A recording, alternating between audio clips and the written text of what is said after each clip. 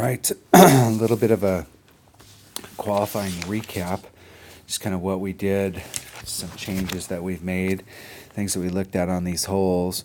So we shot just a normal mistake-free round at minus 12, but things that we can do to help pick up some of those shots.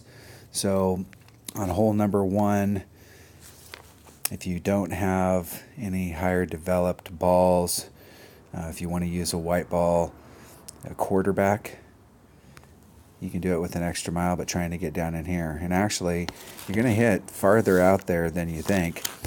And try and get it up on this slope right here so that it rolls down right past these little bushes. It'll just roll out into this area. You don't have to get it very far down there, but you do want to make sure you put a lot of side spin and curl on it.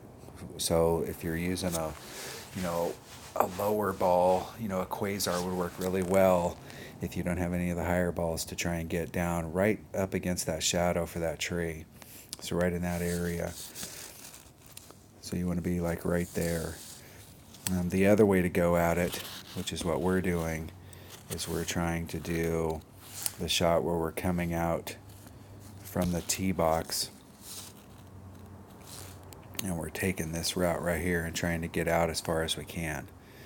Now, ideally, you want to get out here so that you can get into your short iron range. And so this is a great hole for a big topper and a Titan, because we did get tailwind on this hole in the tournament.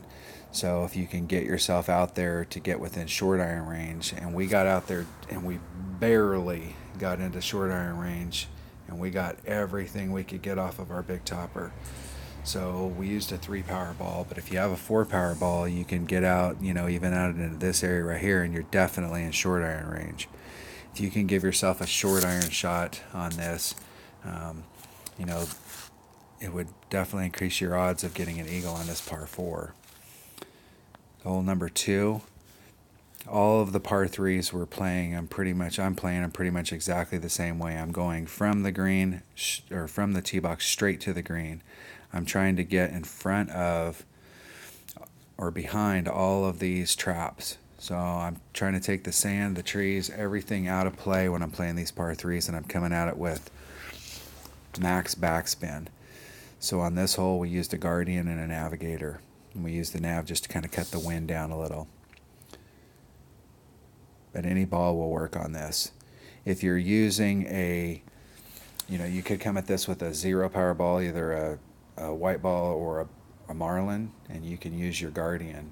If you come at this hole with a bigger power ball, power 3 ball, you're actually going to be able to drive it with a max. Here you're going to be in your minimum wood, but if you had a higher power ball, your red line's going to be right in here, so you're going to actually be shooting with your maximum long iron. So in this case, you'd bring a Saturn if you came here with a bigger power ball. So like if you get this in a shootout and you had a bigger power ball from the hole, having a Saturn in your bag, you can still do the same thing. You can start off right here and backspin it into the hole. But we're going to try and get in front of all of the traps on the par 3s. On this hole here, there's several different ways that you can play this hole. You can play to come over here. You just have to make sure that you clear those trees so you have a straight in shot. But when you're over here, you're either using, if I remember correctly, you're using a wood. So you're approaching with a wood.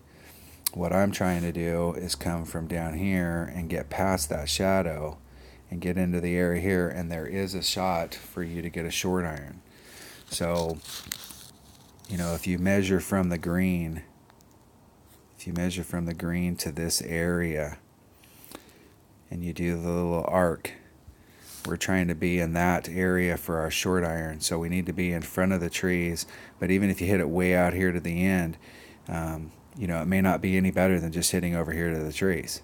You've got to get inside of this arc. You've got to get into this area here in order to be in your short iron range. Now, we did get ourselves into our short iron range, and I mean, it's pretty much you have to hit a shot over 400 yards if you're using a 3 power ball. And the risk there is if you hit it too much, you could end up in the rough out here, and you're still going to have a rough shot from there. But it's the whole goal is to try and get in your short iron. If you can get in your short iron range on this, you're going to greatly increase the odds of you getting an eagle, or excuse me, an albatross. So we definitely want to get an albatross, or increase our odds of getting an albatross. On hole number 4, another one of the par 3s, we're coming straight at it. On hole number 4, I've got a Guardian and a Navigator. You could also use a Power Zero ball. If you come at this hole and you've got a stronger power ball, you're going to be able to get it with your Saturn. Hole number 5. And this hole is one of the holes that we're still working on. This hole, in my opinion, is going to be, you're going to need to get eagles on this hole. This is a hole that you got to figure out. Now what we did was we came at it with an extra mile, and we started off about right here. And we were able to get enough topspin and left hand side spin and curl to get it past this point, but we ended up going actually a little too far, so that when we dribbled down over here and ended up in the sand. So we either need to not apply as much left side spin so that our ball, when it hits here, it rolls this way, or we're going to have to apply less topspin. And I actually kind of like the topspin that we did. If we'd have hit out into this area, we'd have got a nice little roll. So it's still dealing with the left-hand side spin. So the last one I did max, but I'm going to start dialing that down a little bit and actually seeing if on this hole from this point here, instead of trying to make the ball go this way and then come down, of just hitting it straight.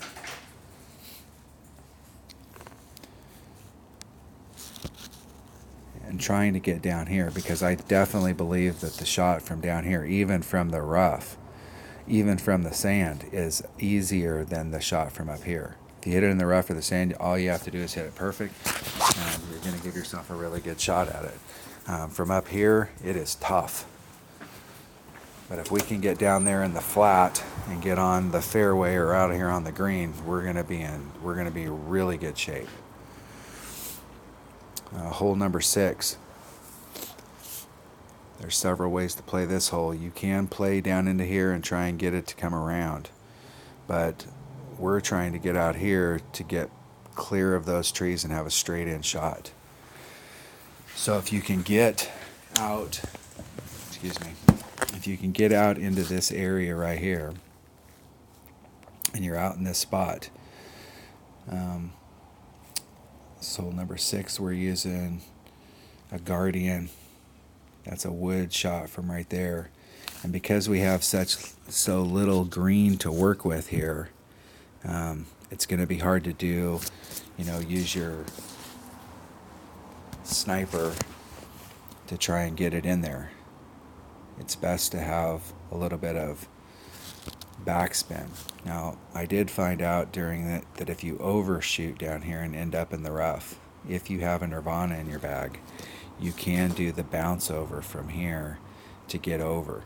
The problem is that you've got to be right up against the rough, and you're going to be right up against the rough. It just barely makes it over. So it's going to take a real fine touch on the wind adjustment.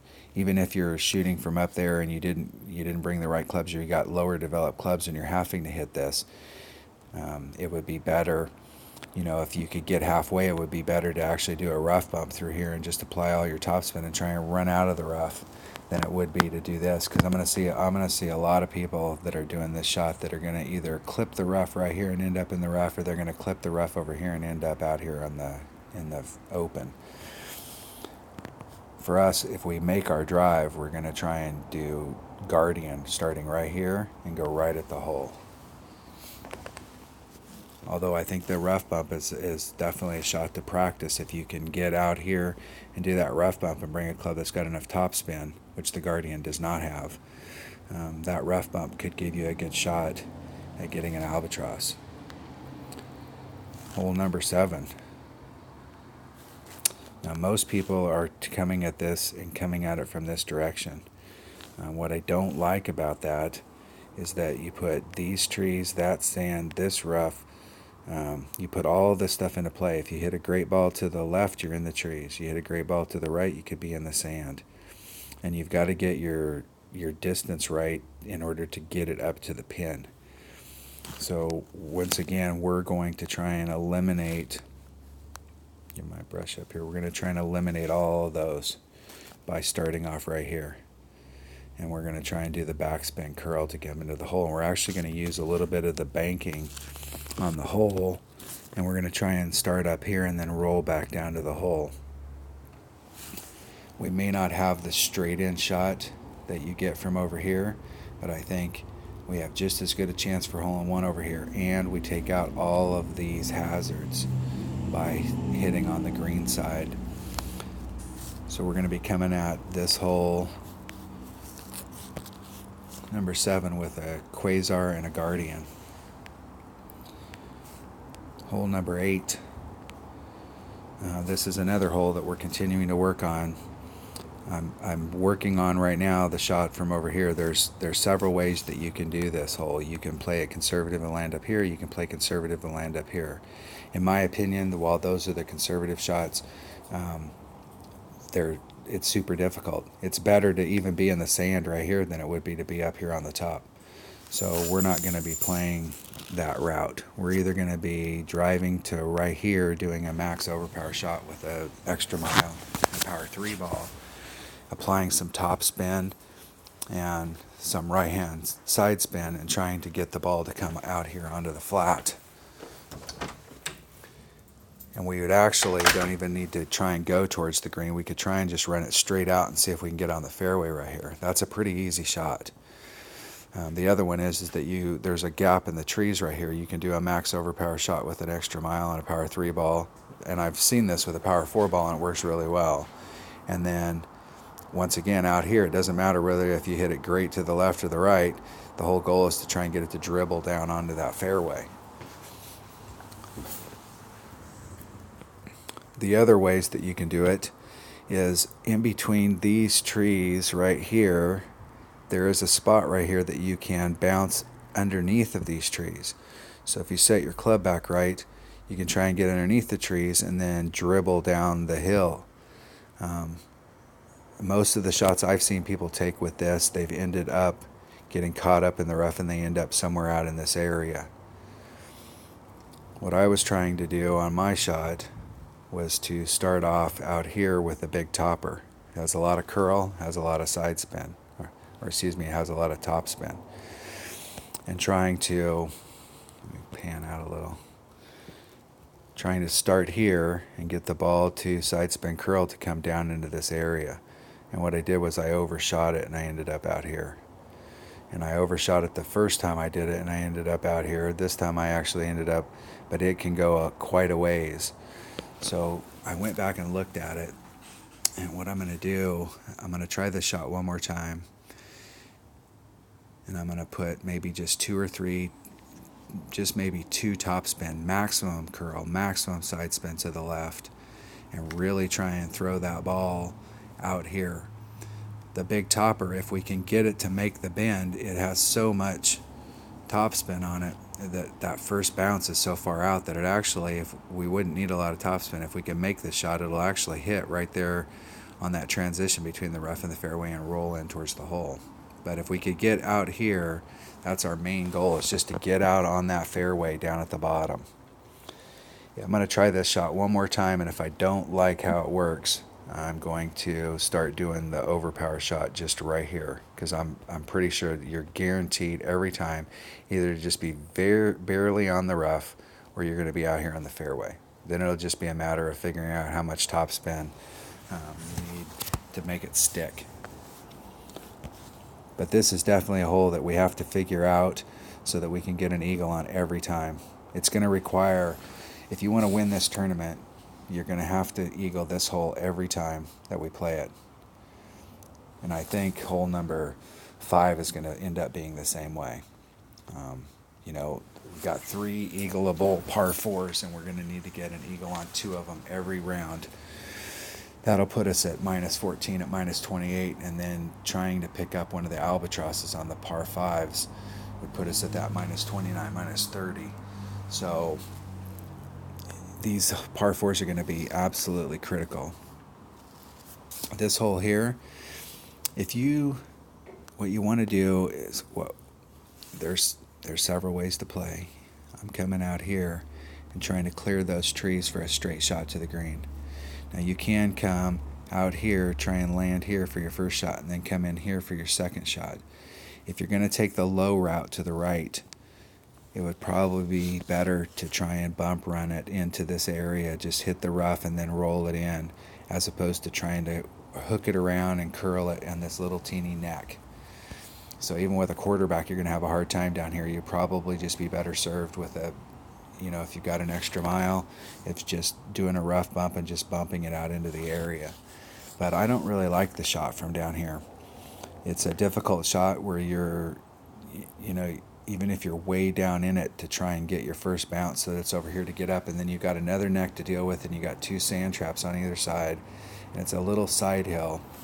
I would much rather come up here and then try and get my ball so that I'm completely past this sand trap.